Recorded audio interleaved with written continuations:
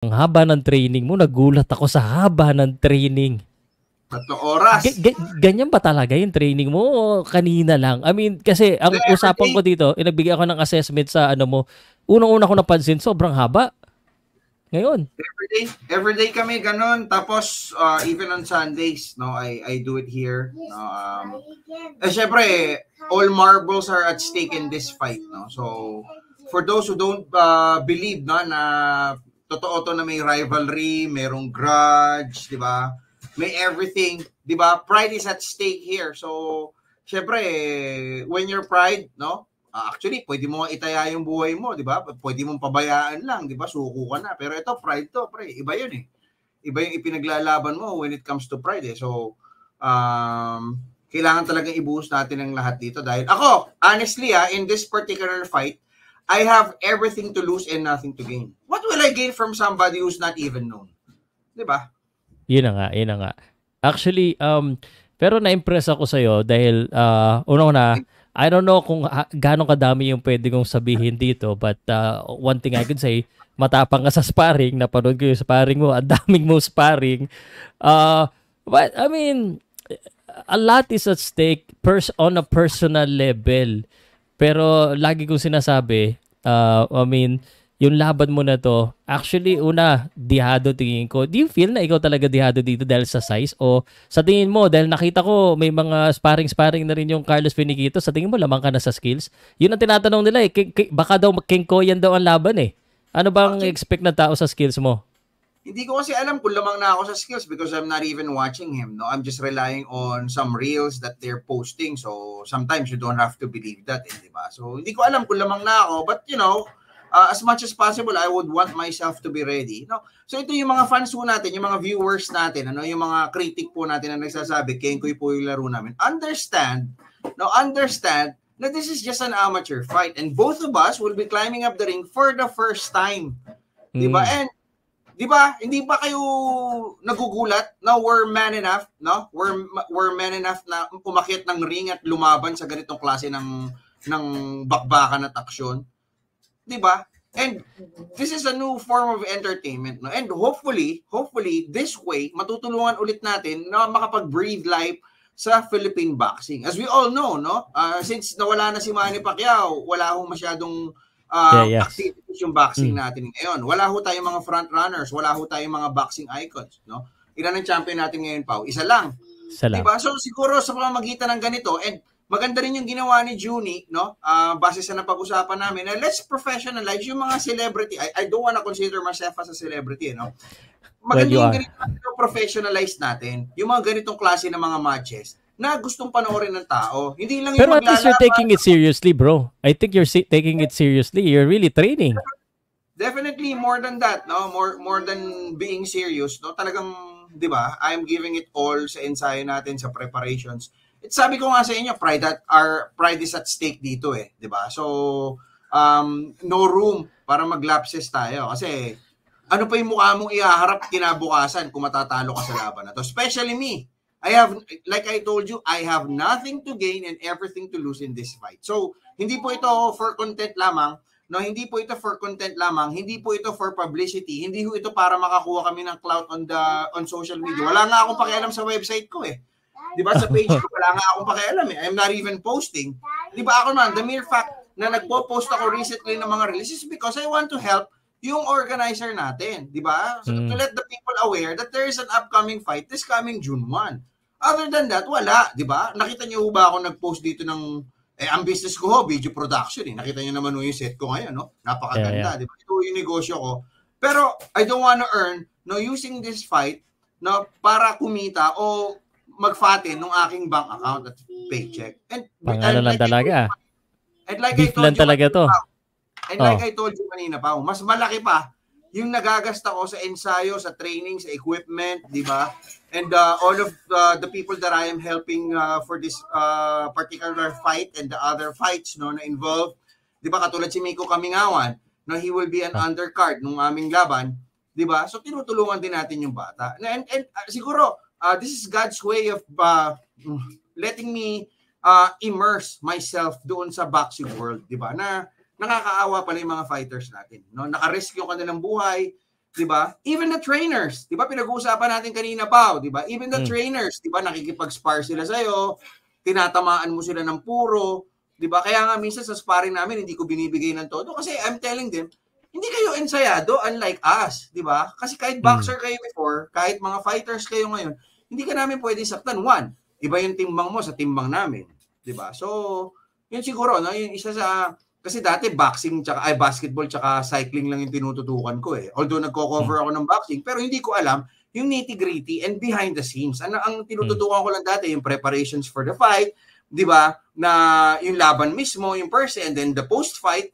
Pero yung nangyayari, doon lalong-lalo na doon sa mga nasa laylayan ng boxing dong, yun yung hindi ko alam before. Na ganun pala. Nakikita ka pala 6,000 lang yung laban mo. Magpe-prepare ka ng 2-3 buwan. Imaginein mo yung 6,000, halos gastos lang namin ng isang araw yan eh. Sa preparasyon eh. Di ba, Pao? Ganon talaga pag nagsisimula na natin sa Pilipinas. Kaya ang mga boxers natin, OFW. But speaking of, I wanna really ask you about this if you don't mind, Snow. Although in boxing lately, ang daming mga upset. Yung mga malalaki, natatalo. Si Tyson Fury, natalo ni Usyk. Ikaw, ang kalaban mo, higante rin. Kanina pinag-usapan natin, ang laki ng kalaban mo, maghahamon ka, ang laki-laki pa. Alam mo, may division sa boxing. Mayroon ba kayong timbang na pagkakasundoan at hindi ka ba medyo, I gotta ask this ang laki kasi. Hindi ka ba medyo na-intimidate na ang laki ng kalaban mo na hindi mo na-feel na lugi ka? Actually, hindi ko iniisipin kasi pag nakipagsutukan nga sa kanto, kahit ano timbang ninyo, wala kayong preparasyon to do that no? Pero ako, ang concern ko lang dito is the concern of the coaching staff na kaya nga meron tayong ini-implement ng boxing weight categories is para maiwasan yung paglagay sa peligro doon sa mga fighters natin. And since, ewan ko kung may catch weight tayo dito, pero looking at the last post of Feniquito, he said he's already 119 pounds. Ako, I'm only 80, around 83 pa kanina nung uminom na ako ng maraming tubig. Nakita mo yun, Pao. So, ako hindi ako natatakot. No? I'm just concerned para sa promoter, di ba na dapat ito may ini-implement itong catch weight Although this is just an exhibition match, no? Dapat doon pa rin tayo sa tenets nung talagang regular boxing. That we should follow yung mga weight classes or we can set up a catch weight, di ba? So kung 119 pounds to, who cares? Hindi naman ako natatakot doon. It's just that siguro yung mga repercussions natin if we allow this one.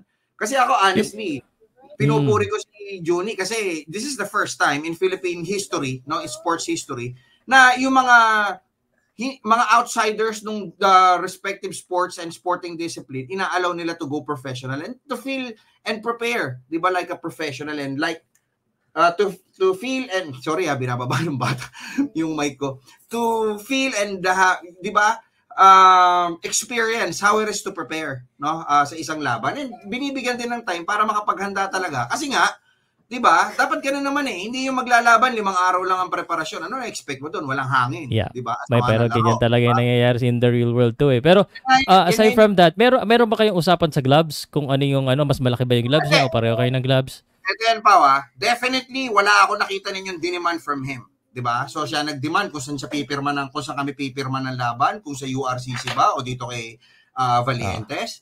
Di ba just so lang na matuloy ito? Ngayon may timbang siya. No, hindi ko lang alam kung anong gagawin ng promoter dito.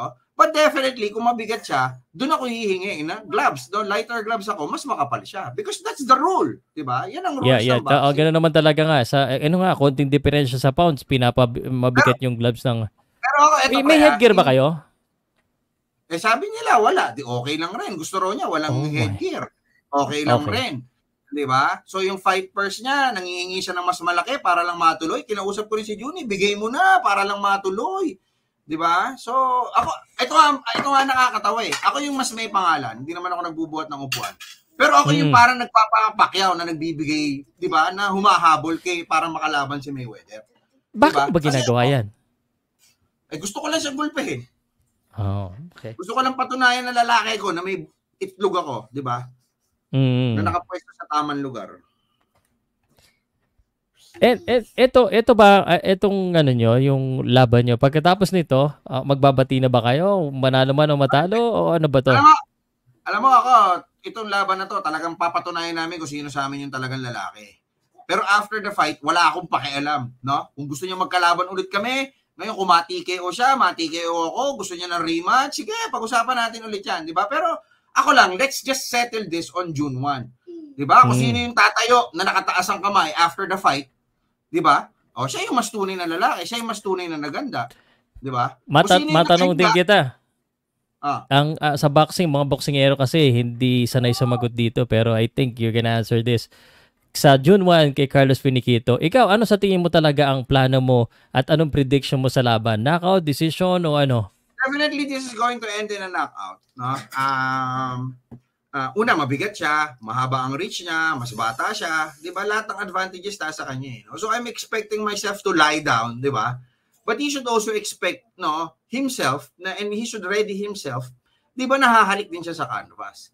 So this is going to be an exciting match. Yan yung hindi ko maintindihan eh. Hindi ko alam kung bakit nilalabas ng mga tao na scripted ito, 'di ba, na ito parang pang-hype lang o pang-content. Nakita niyo po ba? At tanong ko, nakita niyo po ba ako ng content na kumita ako? 'Di ba? Puro post nga nung trainer nitong si Finiquito yung nire-repost ko eh. 'Di ba? Sila nga nakikinabang eh. 'Di ba? Ako, nakita niyo ba ako nagpost ako ng reels. Pero like I said, 'di ba? Nagla-live nga kami every Monday. Hindi ho monetize itong page ko because you know, I don't, gaya na sinabi ko sa iyo kanina, Pau, I don't wanna earn, 'di ba, sa mga content na inilalabas ko. I just give it away, 'di ba? Yung mga information because doon pa rin tayo doon sa tinatawag natin na mainstream media. Nasanay tayo na ayaw nating magkaroon ng epekto doon sa ating credibility, 'di ba? And apart from that, may mga nagsasabi kasi lagi dati na dito ka kumikita, diyan ka kumikita, diyan ka kumukuha ng pera. Wala nga eh, hindi nga eh. Kasi I have my business. Okay lang naman yun. Kasi ganun talaga eh. Talagang kailangan natin may reward. Ako naman, boss, may reward system. Ako naman, boss, I understand yung effort mo. Because, you know, you put in a lot of time, blood, sweat, and tears para sa trabaho mo. Di ba? And ako, I'm giving it sa inyo, di ba? Kasi yun yung trabaho ninyo. Ako kasi I have other job, no? Yung pagsusulat kasi sa sports, yung pag-online, yung pag-host, parang passion ko na lang yan eh. Di ba? Parang balik na lang yan doon sa mga tao. Di ba? Okay. Sorry Snow kung medyo na ka namin, na-disrupt ka namin ngayong gabi. Hindi ko in-expect na aakyat ka. Ako, nagpapaantok lang din ako. And I know, mag-aalas 12 na. But right now, alam mo naman ako pre, anytime ako eh. Alam ko yung trabaho mo, alam ko yung mga needs mo, di ba? Kaya when you texted me kanina, instantly ng 5 o'clock, sabi mo pupunta ka sa gym, sige, go ahead, no? Against the will of my coaches, sige, papayagan niyo pumasok to si Pao. Usapan nga alas 8, we were waiting for you, kaya na maaga kasi dumating yung spar mate ko na matangkad and may trabaho din yun, kaya sumikita na agad kami ng mga sparring. Speaking of sparring, can you talk a little bit about yung mga nakaka-sparring mo? Kasi may nagtanong kanina dito sa comment section. Nag-spar ka ba sa mga professional boxer daw? Actually, kilala mo naman siguro yung mga kalidad sa mga nakaspar ko. Di ba? I've sparred with Rex Delara. I've trained with him. I've sparred with Coach Glenn Mundol, who was a knockout artist back in the day. Di ba? And he weighs 110 kilos. So, simulated, no? Kung totoong 119 pounds si Finiquito, simulated namin yung kung ano man yung pwede niya ibigay na suntok. Di ba? And syempre, hindi mo naman, yung tinatawanan nun ninyo na malaki yung puso, yung si Coach Glenn Mundol. No? Huwag niyo mamaliitin yan dahil kilala ho yan sa boxing world bilang mahusay na dating boxer at mahusay na trainer. Yeah, yes. Nakasama ko yan. Matagal ko na nakasama yan for the longest time. And may mga natinrain na rin yung mga champion. Bro, may tanong din kita. Because Pilipino, hindi lang amateur. Medyo tayo sa stamina.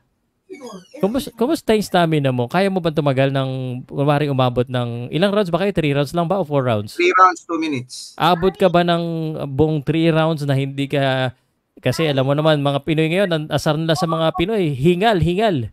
Close. Ikaw ang sumagot niya, nakita mo eh. Mas maganda magaling sa'yo, syempre. Pero bro, parang, teka lang ngayon ko lang sasabihin sa'yo, pero parang mali yata yung option mo sa audio. Parang hindi, mini-mute mo yata pero naririnig pa rin kita eh. Ganun ba? Sa settings. Sa settings. Oo nga. Kaya tunog lata. Yan, okay na? Ayan, okay na. Okay lang. Maliwanag naman eh. matagal ako hindi nag-live because I had to prepare really hard, no, and keep my focus dito sa preparation. So hindi ako nag-live. At least pinag-uusapan naman natin yung laban mo eh. May mga nagtatanong sa iyo, hindi ka na daw nagla-live with Sir Homer. Sa 9 o'clock kanina dapat yun eh. Oo nga, no? Monday pa. Kita mo naman, boss, natapos kami 10:30 na. 'Di ba? So nag-start kami na 6:30. Kasi actually 6 kami nag-start kasi nung dumating ka 6:30 eh, 'di ba? So nakapag 3 rounds of sparring na kami kanina. So So wala talagang oras eh, no? Kasi sabi ko nga sa iyo, pride is at stake dito sa laban na to. So hindi ka dapat mag-relax, 'di ba? Okay. Just last few question kasi alas 12 na. Okay lang. Yung mga videos na nakikita ko, and wag kang magmumura. Pero nakikita natin, kanina mainit ang ulo mo kasi meron akong video na ilalabas na maraming bleep. But ano yung mensahe mo? Parang talagang grabe yung asaran. Is this personal yung mga asaran nyo? Pati yung coach na si Coach Anzay, parang galit na galit ka eh. Anong mensahe mo sa kanila? Ano bang nangyayari doon? Ikaw alam mo naman siguro yung social media, di ba? Pag nagpabully ka, tuloy-tuloy yan. Kasi before, there was this respected sports reporter, no, and TV reporter na sinabi niya sa akin, pag tinira ka, no, wag mo na silang pansinin. Pag may inilabas ka, tapos kinwestiyon nila, and then eventually nangyari, wag mo na sagutin, let them drool. So ginawa ko yon. Eventually ginamit yung pangalan ko sa mga fake news, 'di ba? And then nantawag sa akin 'di ba, at some point, 'di ba, fake news daw ako, 'di ba? So because hindi ko na inaangkin, 'di ba? Na tama yung sinabi ko sa mga trades, especially sa mga sports updates. Nung nangyari, nananatili yung mga maling sinasabi tungkol sa iyo. So ngayon kailangan mo sumagot eh. 'Di ba? And ito namang grupo nila Penikito, gusto nila mambully eh. 'Di ba? Sasagutin ko sila. Ngayon ang tanong, ba't yung balik ko sa kanila, yung mga sagot ko, hindi nila sinasagot. 'Di ba? Tulad si Ansay, sinasabi niya nagdadahilan daw ako. Ano dinadahilan ko? Lahat nga ibinigay ko kay Penikito.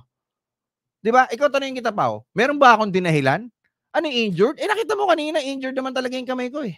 'Di ba, Pao? Nakita mo nung tinanggal ni Coach Glenn yung hand drop ko, sumigaw ako, 'di ba? So ako ginagawa ko 'yan, no?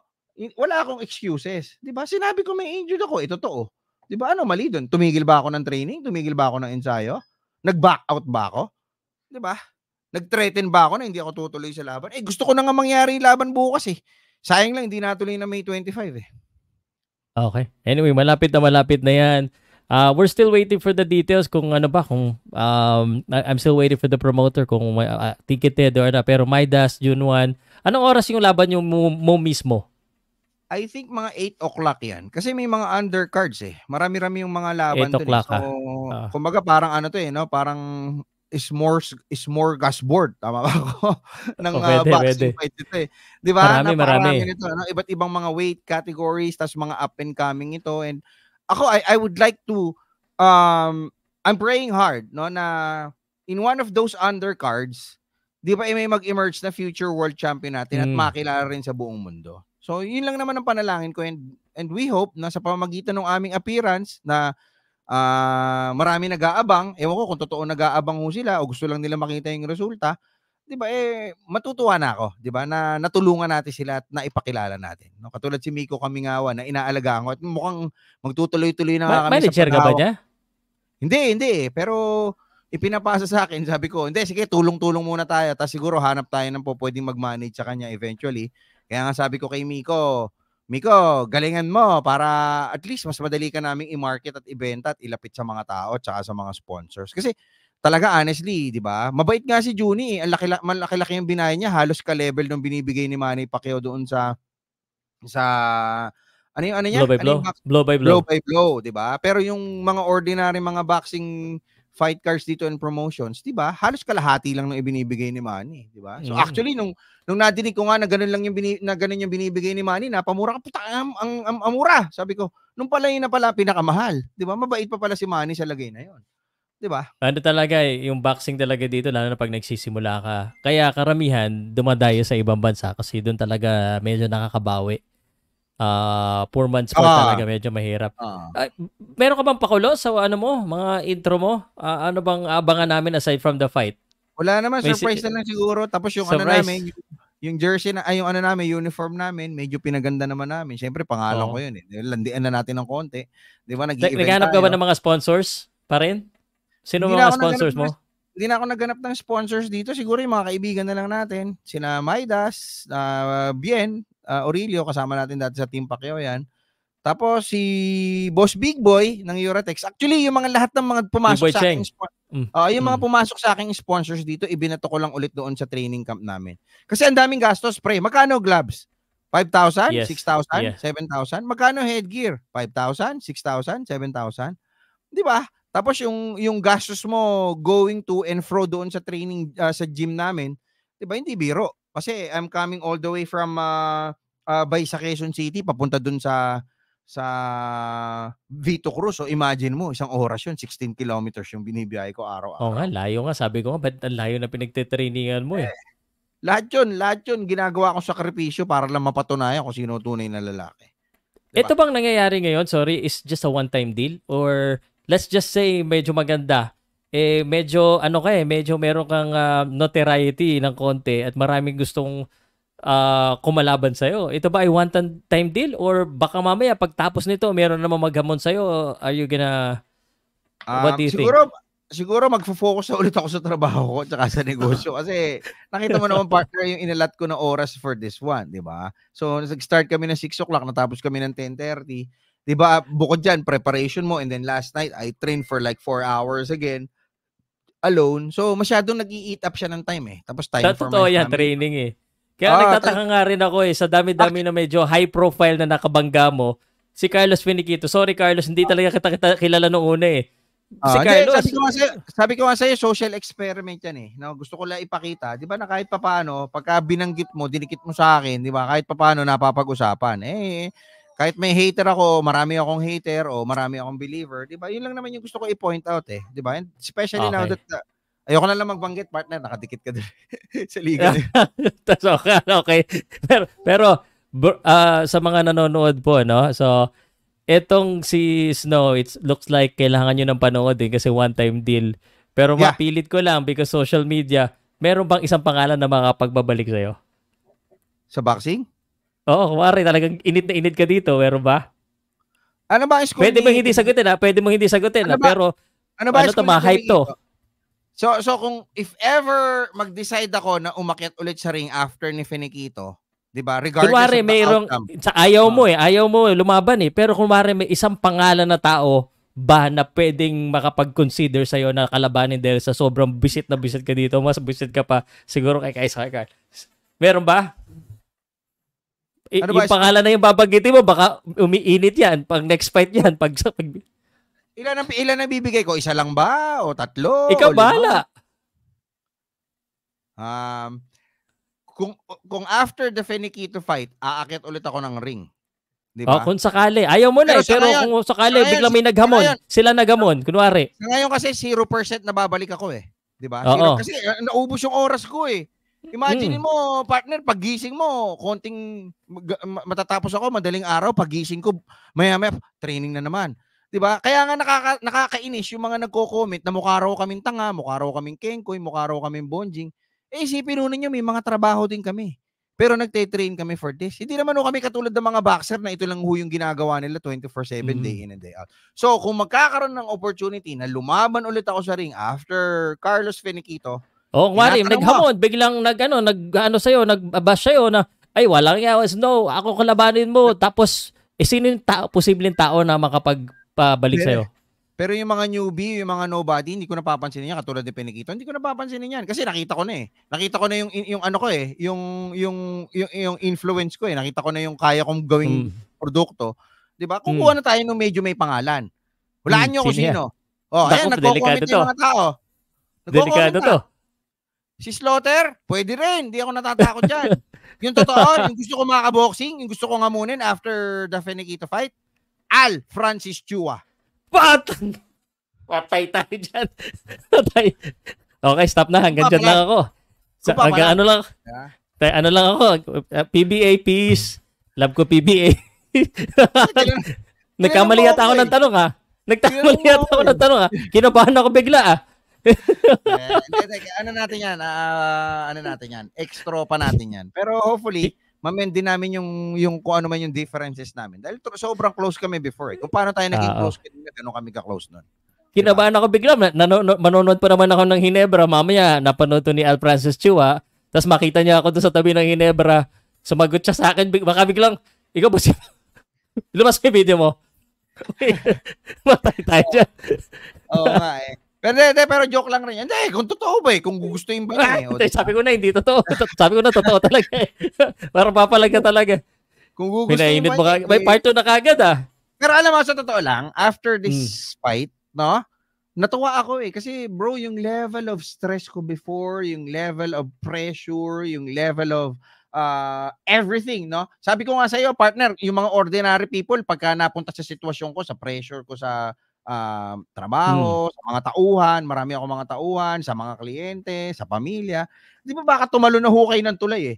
Nung araw pa. Pero nung nakita ko tong paglalaro ng boxing, partner, parang ito na nakikita kong respite everyday. Uy, may training na naman ako, di ba? Tapos and at the end of the day, after my training, ramdam na ramdam mo yung pagbabago sa katawan mo. Ramdam na ramdam mo yung luwag ng baga mo, di ba? Pumayat ka nga, yan. Laki ng diferensya eh. Oo naman, 115 ako dati. And bukod doon, Pao, natuto ako na maging pasensyoso, na maging disiplinado sa sarili, to control my temper, 'di ba? So yun yung ilan sa mga benefits na nakuha ko dito apart from whatever I gained, no, physically. Yun. At saka syempre masarap talaga. Ayun na. Andyan si Coach Ansay nanonood. Ansay. Meron kang video. Ano yung pinagsasabi mo na kasasabi ko lang na nakukontrol ko na yung temper ko eh, di ba? Ano yung pinagsasabi mo na nagdadahilan ako? Kailan ako nagdahilan? Injured? Totoo naman may injury ako eh. Pag sinabi meron na pare, napatingin nga ako eh nung tinatanggal yung hand drops eh. Pag sinabi ko ba na mataba ka, nagdadahilan din ako. Totoo yun, mataba ka eh, di ba? Mukha ka elepante, mukha ka naman talaga elepante. Oh, di ba? Patay tayo dyan. Di ba? O, tapos sasabihin mo, nagdadahilan ako. Alam mo, sa totoo lang, ako yung tao na sasabihin ko kung ano yung totoo, kung ano yung nakikita ko, kung ano yung nararamdaman ko. Ngayon, pag sinabi ko may injury ako. Diba? Pero, did it stop me from preparing? From climbing up the ring this coming June 1? Hindi. Diba? Tsaka ano yung pinagsasabi mo na Martes binitawan, Merkulis dumating? Paano yung bata mo? Paano yung bata mo? Martes binitawan, pero parang minasahe lang yung kalaban. Di ba? Para lang nilagyan ng unan. Di ba?